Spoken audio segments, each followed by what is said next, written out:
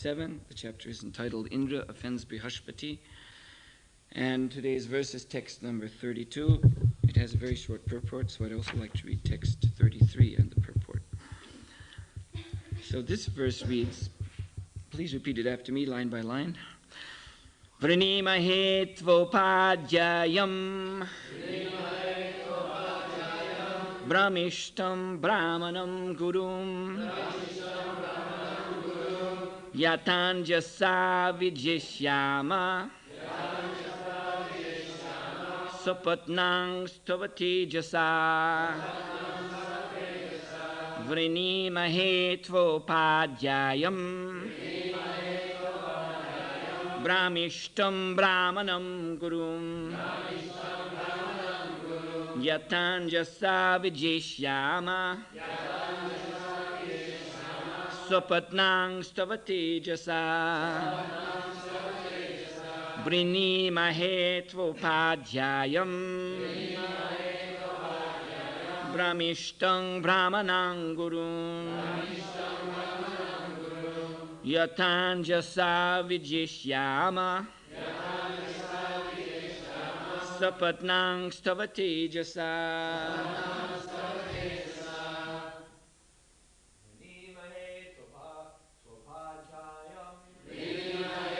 Padhyayam Brahmishtam Brahmanam Guru Yatanjasa Vijishyama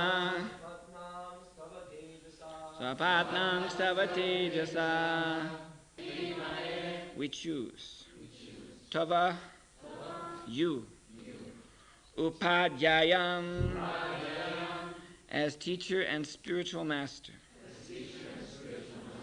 Brahmishtam, being perfectly aware of the Supreme Brahman. Brahmanam, a qualified Brahmana. Guru, the perfect spiritual master. Yata, so that. Anjasa, very easily. Vijishyama, we shall defeat. Sapatnan, our rivals. Tava, your. Tejasa, by the power of austerity. Translation and purport by His Divine Grace, A.C. Bhaktivedanta Swami Srila Prabhupada Ki Jai. Since you are completely aware of the Supreme Brahman, you are a perfect Brahmana, and therefore you are the spiritual master of all orders of life. We accept you as our spiritual master and director, so that by the power of your austerity we may easily defeat the enemies who have conquered us. Purport by His Divine Grace, Srila Prabhupada. One must approach a particular type of guru to execute a particular type of duty. Therefore, although Vishvarup was inferior to the demigods accepted him as their guru to conquer the demons. As I said, I'd like to go on to the next verse, text 33, which reads, Nagarhayanti hi arteshu yavishtangri abhivadanam chandobhyo anyatra na brahman Vayo Jaistyasya Karanam. And this means, the demigods continued, do not fear criticism for being younger than us. Such etiquette does not apply in regard to Vedic mantras. Except in relationship to Vedic mantras, seniority is determined by age, but one may offer respectful obeisances even to a younger person who is advanced in chanting Vedic mantras. Therefore, although you are junior in relationship to us, you may become our priest without hesitation. Purport. It is said, Vridhatvam vayasa vina. One may be senior without being advanced in age. Even if one is not old, one gains seniority if he is senior in knowledge. Vishvarup was junior in relationship to the demigods because he was their nephew, but the demigods wanted to accept him as their priest, and therefore he would have to accept obeisances from them. The demigods explained that this should not be a cause for hesitation. He could become their priest because he was advanced in Vedic knowledge. Similarly, Chanakya Pandit advises, Nichadapi uttamam jnanam One may accept education from a member of the lower social order. The Brahmanas, the members of the most elevated Varna, are teachers. But a person in a lower family, such as a family of Kshatriyas, Vaishyas, or even Shudras, may be accepted as a teacher if he has knowledge. Sri Chaitanya Mahaprabhu approved of this when he expressed his opinion before Sri Ramananda Roy, Chaitanya Charitamrita Madhya 8.128, Kiba Vipra Kiba Nyasi, Shudra Kene Naya, Ye Krishna Tattva Beta, Se Guru Hoya. It does not matter whether one is a Brahmana, Shudra, Grihastha, or Sannyasi. These are all material designations. A spiritually advanced person has nothing to do with such designations. Therefore, if one is advanced in the science of Krishna consciousness, regardless of his position in human society, he may become a spiritual master. Mukam karoti vachilam bhagam lanayate garim yat kripatarham bande Sri Gurun dinataranam. So whether he is young or old, or sannyasi, brahmana, shudra, or even perhaps less than shudra, by social caste and considerations, if he is a guru, then his instruction is needed to fulfill the human purpose. Here the demigods, they urgently need help to withstand pandemonium. Srila Prabhupada, in a conversation once, nicely explained this word pandemonium by breaking it up into its roots. Pan means everywhere, like the theory of pantheism says God is everywhere. And demonium, demons are everywhere. So Srila Prabhupada has said that the modern misleaders, those who are unqualified and yet who occupy the leadership posts in society, they have created a pandemonium. They have allowed human society to become overrun by demons. So in universal management, the devas, the demigods, as it is said, Vishnu Bhakti Smritodai, the demigods are all devotees of Vishnu. And they are entrusted with the task, the great task, of maintaining universal order. And that means primarily to prevent pandemonium, to prevent the demoniac influence from becoming prominent. Of course, the demons, they have their place reserved for them.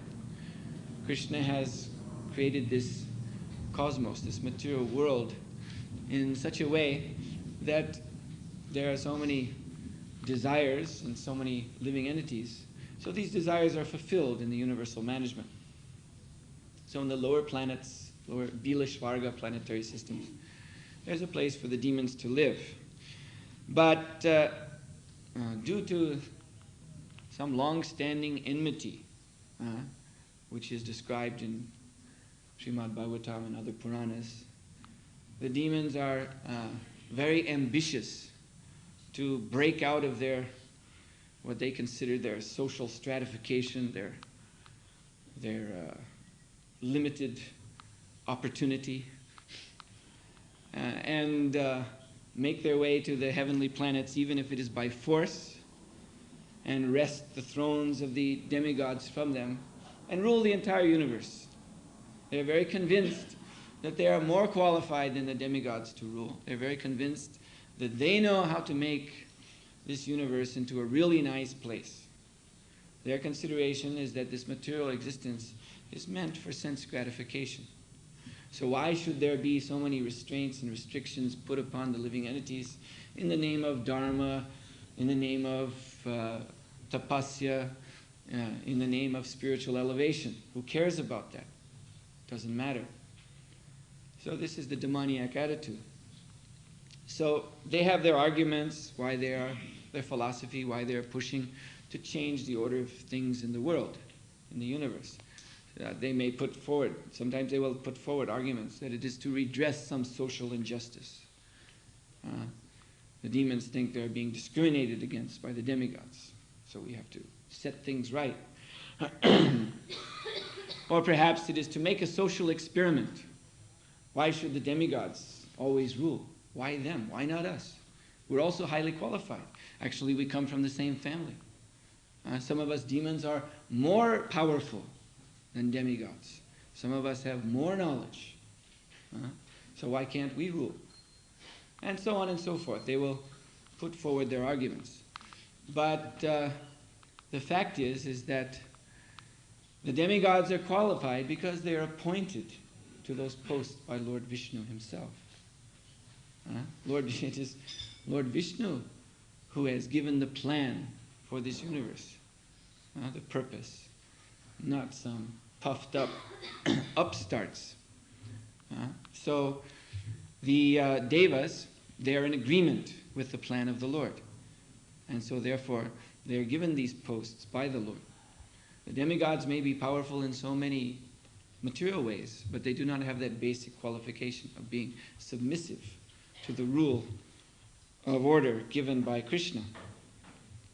So this brings up an interesting point, that in Western society we see that there is very prominent a philosophy of which is often called upward mobility, become very prominent in modern times, where persons who were for so long considered to be of a lower social status, now they want to assert themselves by rising to higher positions. So this ideal, it's a Western ideal, which actually arises, since Prithu Prabhu is here giving some insight into Christianity, this also comes from that, a sort of perversion of the teachings of Christianity. Christianity spread among the lower castes largely upon the appeal of the idea of resurrection, that the body dies, is buried, but when Jesus comes back, the dead body will be made whole and will rise again. And moreover, those who are faithful Christians will inherit the earth. And they will be able to see those who oppress them, the rascal leaders, the higher classes. They will be able to see them banished into hell. I have seen in monasteries in Eastern Europe, for instance, there's a famous monastery in Romania called Voronet, where all of this is depicted in frescoes on the side of the church. And you see the graves opening, and the pious, faithful Christians who endured so much suffering in their life, they're coming out with whole bodies again. And then you see the opulently clad, what are known as boyars. Boyars means noblemen. Noblemen who are hypocrites, who are not true Christians, who oppressed the poor, who enjoyed this world by breaking the laws of God. So they are being consigned to the flames of hell. And they're very astonished. What? Us? We're going to hell? They're being pushed there by so many horrible looking little devils. And the poor oppressed masses are joining the saints who have come down from heaven to take them back through the pearly gates. So this is had a very strong popular appeal. And in this way, Christian preachers could go forth among the masses and spread Christianity. And this resurrection philosophy, of course, was focused on the day Jesus will return. And it's very interesting about Christian history that at first they said Jesus will come back 100 years after his leaving, 100 AD. So they were anxiously awaiting, but when that year came and went, Jesus did not come. So then they added another 0. Hare Krishna. And they said,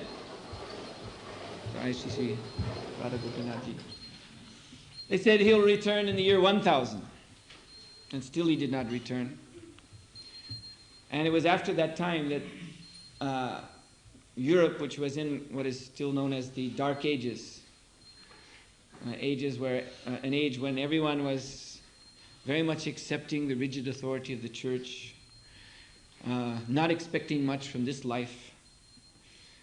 Then, after the year 1000, people began to think, well, what about this life? We're waiting. When is it going to happen? We're waiting to inherit the earth. So then there was a scramble in the church. The Pope Urban II, he declared the reason Jesus hasn't come back, he said this in the year 1092, I think, or 94, something like that. Anyway, sometime after that appointed date when Jesus would come back. He said the reason Christ didn't return is because the Muslims have conquered Jerusalem. Jesus will descend in Jerusalem, but how can he? Because the infidels are there. So that was the cause of the Crusades, 7 Crusades. There was a big social movement, big social upheaval, especially the lower classes. They wanted to get their right. So they were marching, they were following these sort of scruffy-looking prophets who would come out and say, the kingdom of God is at hand. We just have to defeat the Muslims in Jerusalem, and Jesus will come down and give us the earth and set everything right. So there were many mass migrations of poor persons from European villages to Jerusalem. On the way, most of them were slaughtered by the Turks. So anyway, these crusades came and went, and still nothing happened. Jerusalem was conquered so many times. Still nothing happened. Still the promised day did not come. So gradually, although the ideal remained, the religious element waned because they were disappointed. Where's Jesus? He hasn't come yet. Maybe he's not coming. So historians say this ideal became transformed into what we now know, Hare Krishna, what we now know as humanism, in which humanity became focused not on God, but on themselves. And so, Hare Krishna. And so, we see in European history the rise of various social, political philosophies, concepts, which are aimed at setting things right in the world, at rectifying injustices, at making the world peaceful and happy, in the ideals of the lion laying down with the lamb, of everyone being equal and happy together. So this cause was taken up by humanists, by socialists, by communists, on and on. This is evolution of social movements in European history, down to this very day. I can recall myself when I was on the library party visiting one Catholic university in America. And so in the library party we used to search out the teachers, the professors, and sell them Prabhupada's books and get them to order books for their libraries. So I was looking in this Catholic university in which the staff was largely priests. So I was looking for some teachers to show Srila Prabhupada's books to. So I went into one office where I expected to find teachers. And lo and behold, I found all these scruffy-looking characters with long sideburns. They're wearing flowered shirts with puffy sleeves. This is back in the 70s. Bell-bottomed, blue jeans, boots. And they were, as they were coming and going, they were giving each other the power signal, right on. They were talking on the telephone, organizing marches, organizing all sorts of alternative social things. And I was surprised to find out that these were the priests of the university. And one of them told me, this was about 1974, he said, we're trying to bring back 1968 at this university. So this is what has become of religious principles in the Western society. It's become completely subverted by worldly considerations. And that is now called humanism. So this is a perversion of dharma, dharmasya glani. So this is not what is happening here. Here we see that Vishvarupa, who is socially inferior to the demigods is being appointed as their guru. But it's not the same thing. The stark difference is that this is coming down from authority, coming down from Lord Brahma, who is the giver of Vedic knowledge. The demigods, being devotees of the Lord, they have not had a democratic parliament session and tried to work things out by consensus, by speculation, come up with a new program. What have they done? They have gone to Lord Brahma, the supreme authority of Vedic knowledge in the universe, and they have asked him, what shall we do? And he has said, you take Vishvarup, who may be your younger, but he is qualified to give you the knowledge you need to maintain your posts in this universe as demigods, to defeat the uprising of the demons, their pandemonium. So, this approaching the spiritual master, one does this, Srila Prabhupada says, quoting this, Tasmat Gurun Prapadyeta, Jignasya Shreya Uttamam. Shreya Uttamam, for one's supreme higher benefit in life. The higher benefit in life is not to carve out a niche for oneself in this material world and proclaim oneself to be a lord of something. That is also not the interest of the demigods. That is not why they approached Lord Brahma, simply because they're fearful for their nice, comfortable posts, but actually they have their dharma to fulfill. So Lord Brahma has appointed a spiritual master who, as explained in this verse, Brahmishtam Brahmanam Gurun, he's qualified to give knowledge of the absolute truth. He is situated, he is perfectly aware of the Supreme Brahman. He is a qualified Brahmana. He is a perfect spiritual master. These are appearing in the synonyms. So he is qualified to instruct you in your ultimate good, which is devotional service to the Supreme Lord.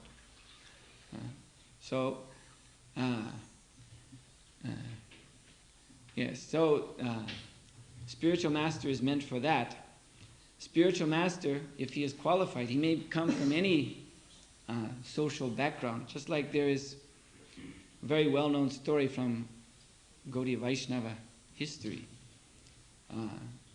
We recently observed her appearance day, Gangamata Goswamini. So that's a very nice story. How she became so honored by being great Vaishnava, perfect Vaishnava, that Lord Jagannath ordered the king of Orissa and his ministers, and indeed the Brahmanas who were engaged in the worship of Lord Jagannath, to accept Gangamata as their spiritual master. Even though, again, as here, by social consideration, she was their inferior. But the real point of the story is to show this, that Gangamata Goswamini became so qualified, so respectable, that even the king of Orissa accepted her as spiritual master by her unflinching adherence to the order of her spiritual master. That is the whole point of this history. That she had been sent by her Guru Maharaj from Vrindavan to preach in Orissa, and she stayed there following very strictly. And even though one holy day came where everyone was going up to Bengal, and her home place was Bengal, and they were going there to bathe in the Jamuna on this particular holy day. So there was much talk, let's go to Bengal. People were leaving, and she was left all alone. And she was thinking it would be nice to go there also and bathe in the Ganga, but she thought, but my Guru Maharaj did not give me such permission, so I will stay here and preach. So she continued on. And then the night before this holy day, this Varuni day, she had a dream in which her spiritual master told her that you just bathe in some local river called the Sveta Ganja, and it will be as good as bathing in the river Ganges. So with great happiness, the next evening, which is the time for taking that bath, she entered the waters of the Svetakanja. And there was a great wave, a great current which came up and swept her away. And she was wondering what is happening. And she was actually swept into the Jagannath temple. And there she saw that these waters that had captured her were flowing from the lotus feet of Lord Jagannath. This was, of course, late at night. There was no one around to see this. And in these waters she saw all the demigods, she saw all the sages, all the great personalities from all the universe. They had come to bathe in these waters. And she also had the opportunity to bathe in those waters flowing from Lord Jagannath's lotus feet. So very happily she was bathing. And because everyone was chanting auspicious mantras, so that sound was reverberating inside the Jagannath Mandir, and the watchmen outside, they heard this roaring sound. So they became alarmed and they brought the priests. And the priests heard the sound and they fetched the king and his soldiers. So the king personally came, the doors were open, they came inside and all they found was this one Lady Vaishnava, Mataji, standing very humbly. So they arrested her. They were saying, we thought this was very strange that some woman sadhu would come here to preach. Now we see what she really wanted. She came here in the night to steal the jewels of Lord Jagannath, that's all. So they imprisoned her. But then that night, the king, the ministers, the Brahmins of the temple, they had a dream in which Lord Jagannath appeared and said, I'm very angry with you. You immediately release Ganga Mata and you accept her as guru. So because Lord Jagannath ordered it was done. So this is the main point of this pastime, is to illustrate Ganga Mata's strict adherence to order of guru. And because of this, she became glorified by the arrangement of Krishna.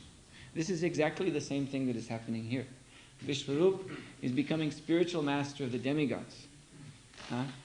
Because the demigods have turned to authority, asking for help.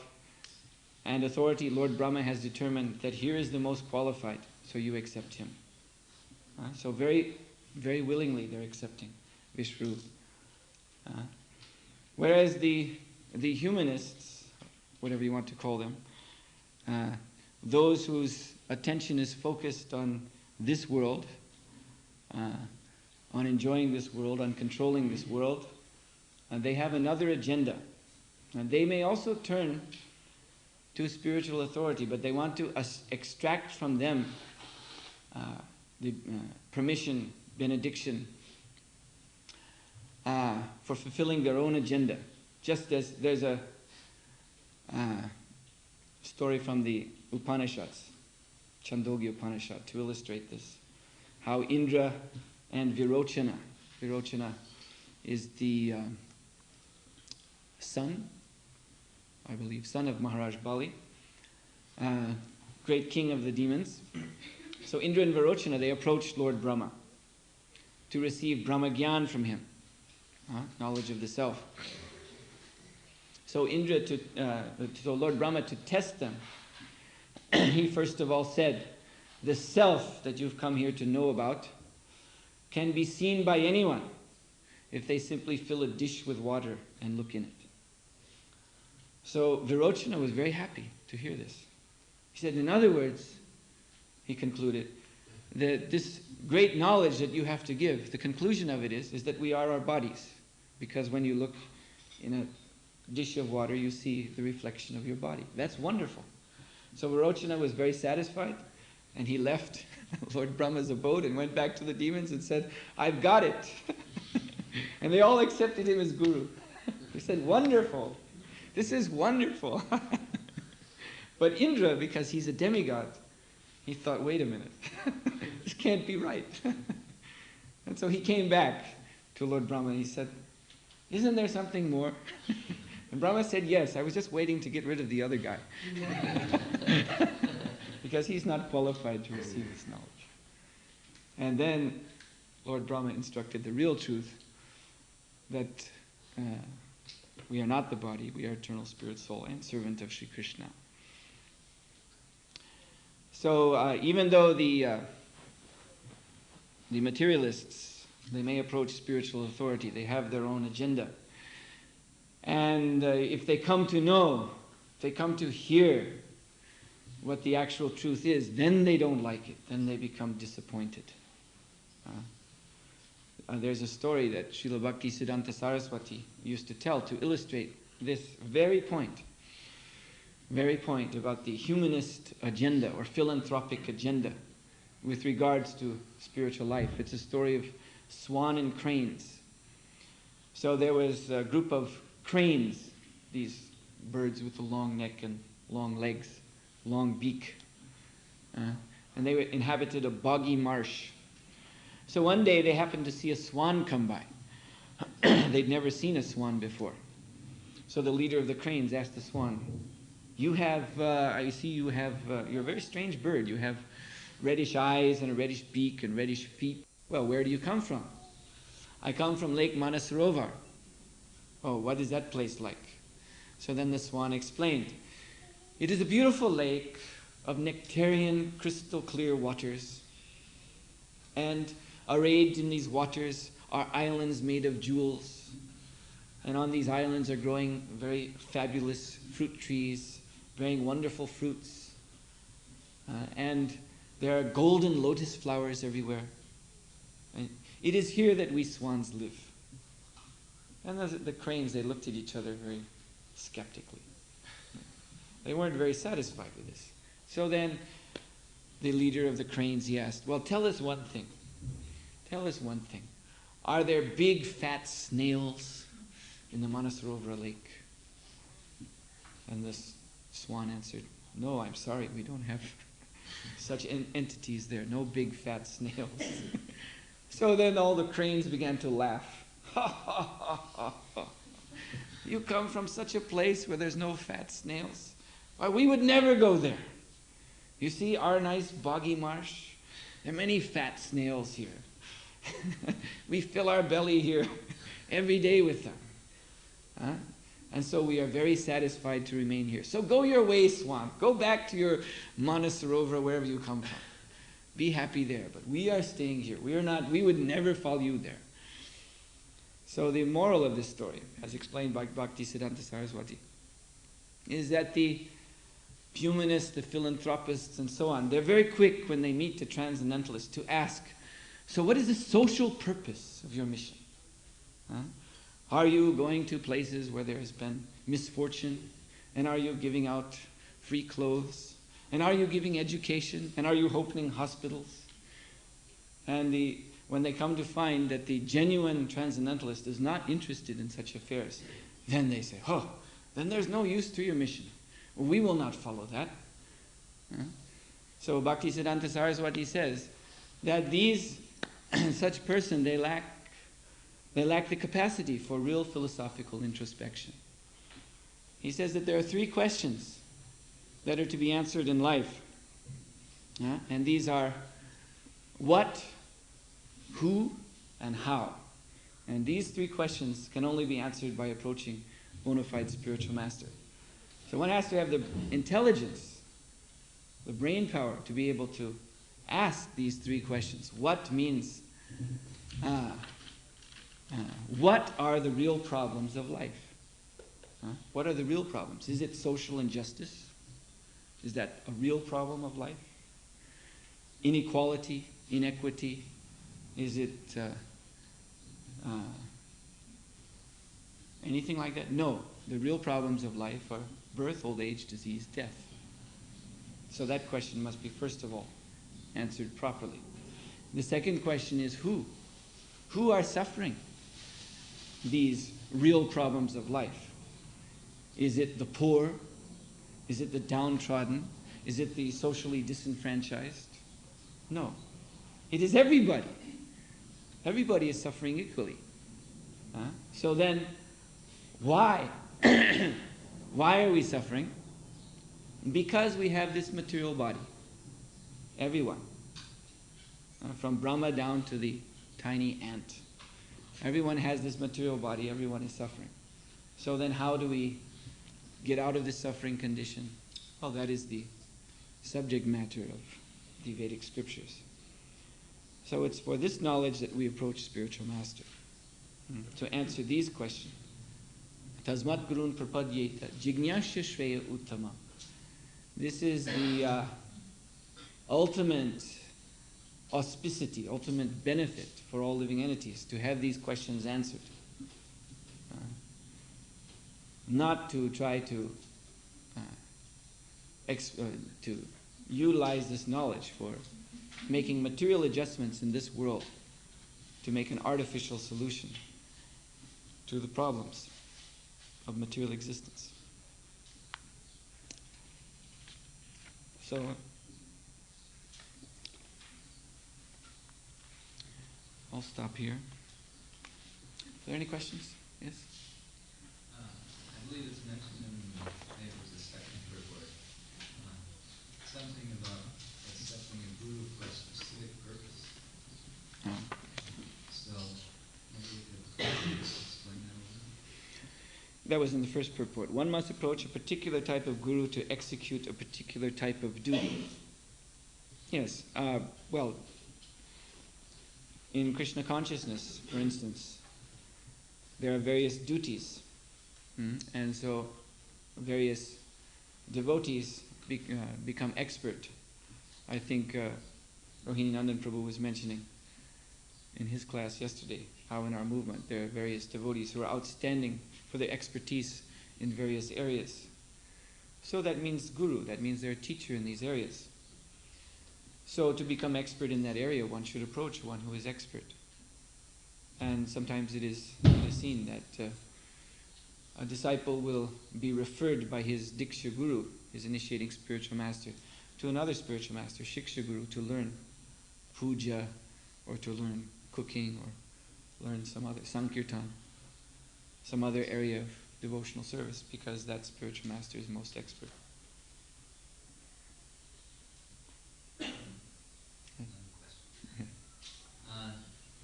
Speaking of upward mobility, can we say that the Vedic system of upward mobility is varnashram?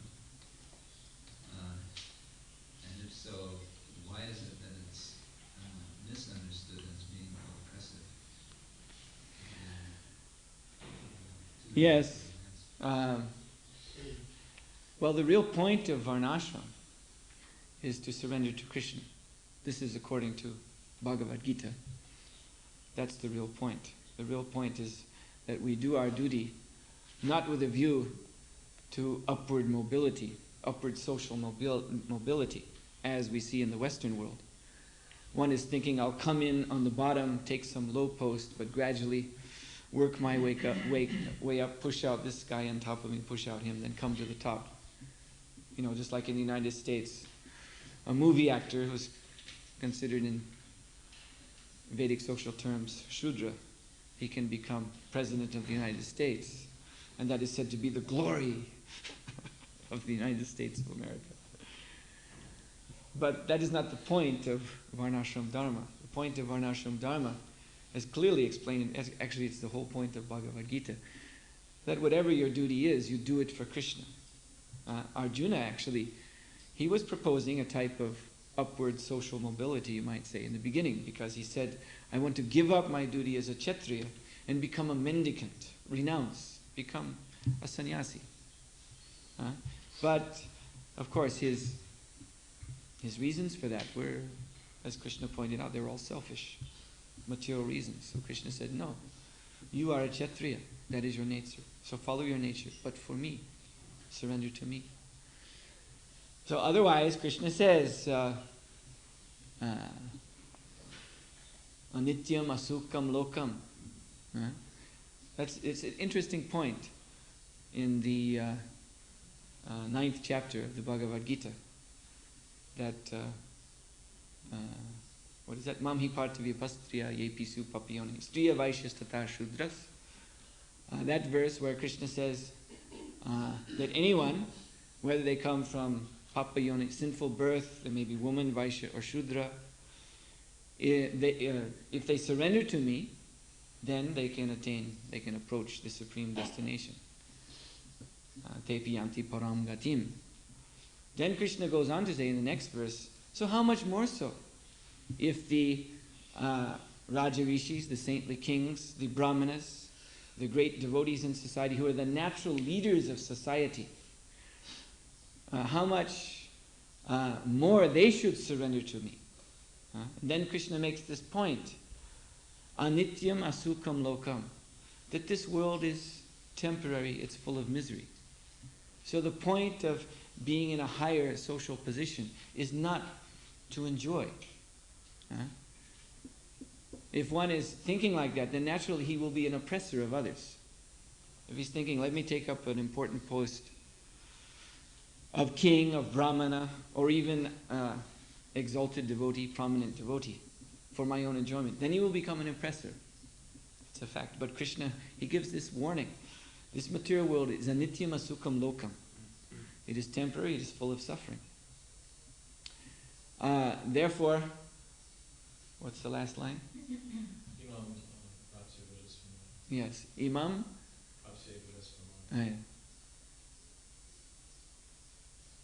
So prapya. If you want something from this world, bhajashyaham, you just worship me. That's what is to be attained. That is what is to be attained. Prapya means gain.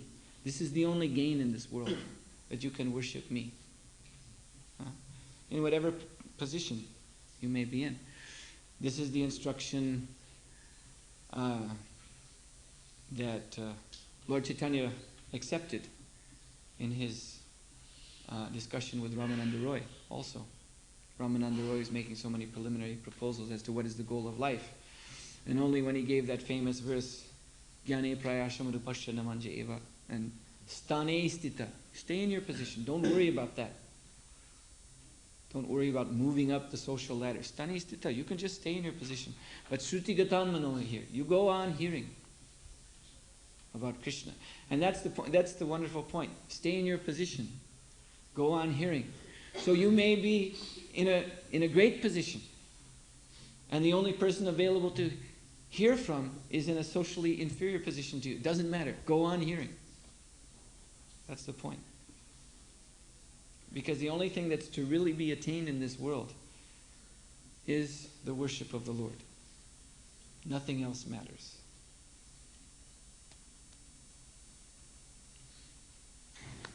Yes? You spoke on so-called Christianity, but are there still, let's say, large groups of true Christians, and what can they reach according to that, if the scriptures are originally available? Maybe this is a question to ask Preacher Prabhu in his class. I'm not conversant about these subject matters, if there are any true Christians left. But someone else may be aware. Yes? I've got a question. Give me a little bit of a history, a bit of European history. So the switch to humanism was basically a frustration of the resurrection. Is that how you actually analysed it? Yeah, there's a kind of scholarly view of European history, which is called the philosophy of history. And versions of this even appear in the philosophy of Hegel and like that. It's an explanation of historical evolution in those terms, that history is moving to the fulfillment of human ideals. And this is actually the appearance of the divine in this world, that human society will become righteous at the end.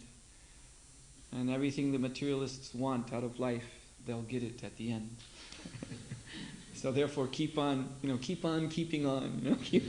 Keep waving the flag, keep pushing, keep the revolution going, because at the end, we'll get what we want. And this is the result of compromising the teachings of Jesus Christ so that Christianity would be established among the masses. Popular appeal. You'll get what you want if you follow Jesus.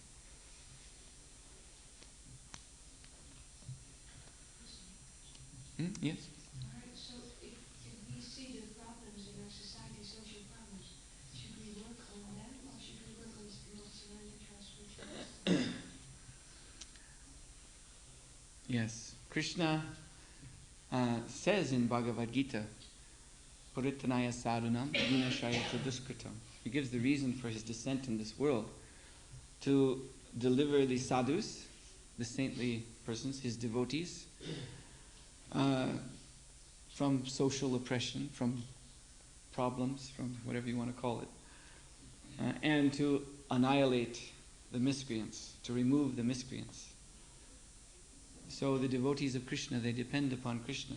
Now Srila Prabhupada in a purport in the 9th canto has said that Krishna has taken birth, or has entered the womb of this Krishna consciousness movement. Krishna is within this Krishna consciousness movement as his holy name in so many ways, as the deity. Krishna is here with us. So we must learn to depend upon him. And that means we have to advance in Krishna consciousness. We have to take this process of bhakti yoga very seriously, more seriously perhaps than we have been. So,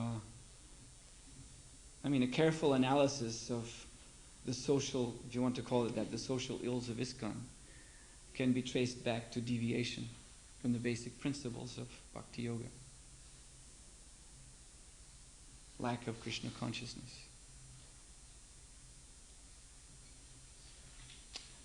So I will stop here. Srila Prabhupada ki jai.